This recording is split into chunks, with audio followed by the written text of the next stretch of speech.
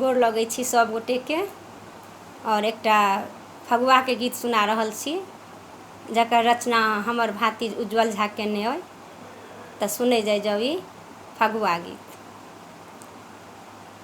फगुआ के दिन घुरी अयलै सजन कहू कोना लगाबू हम रंग।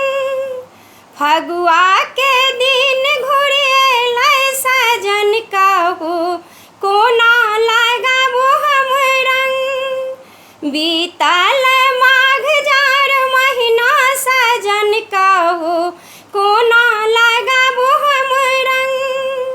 फगुआ के दिन घुरी अयलै सजन कहू कोना लगाबू हम रंग। आसिन में गाछलहुँ कातिक में जयबै दिया बाती छठ संगे मनेबै।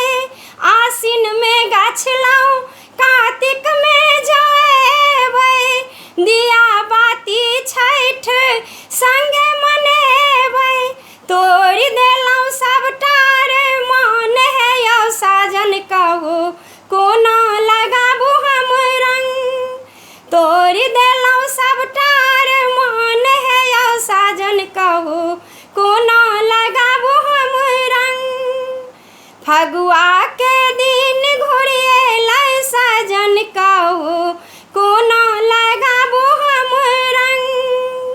संगे खेलेबै देखने रही सपना अपने हाथे पहिरायब अहाँ कंगना।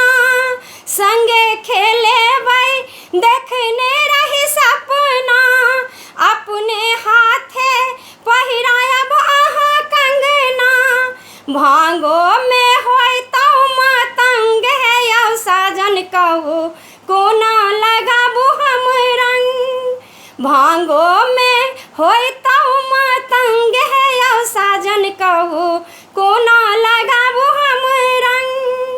फगुआ के दिन घुरी अयलै सजन कहू कोना लगाबू हम रंग। ने चाही साड़ी आने चाही गहना होली में गाम घुरी अबियौ ने सजना।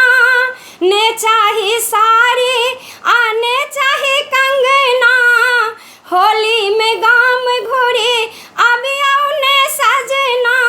सैर संगे करबै हुरदंग हे यौ साजन कहू कोना लगाबू हम रंग।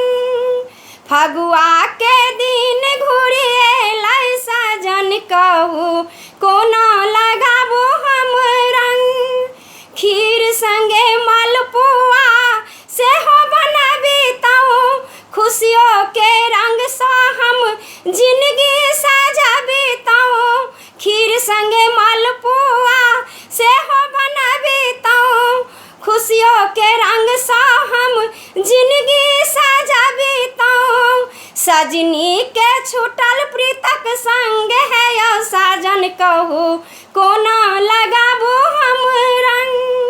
सजनी के छूटल प्रीतक संग हे यौ साजन कहू कोना लगाबू हम रंग। फगुआ के दिन घुरी अयलै सजन कहू कोना लगाबू हम रंग। बीतल माघ जार महीना सजन कहू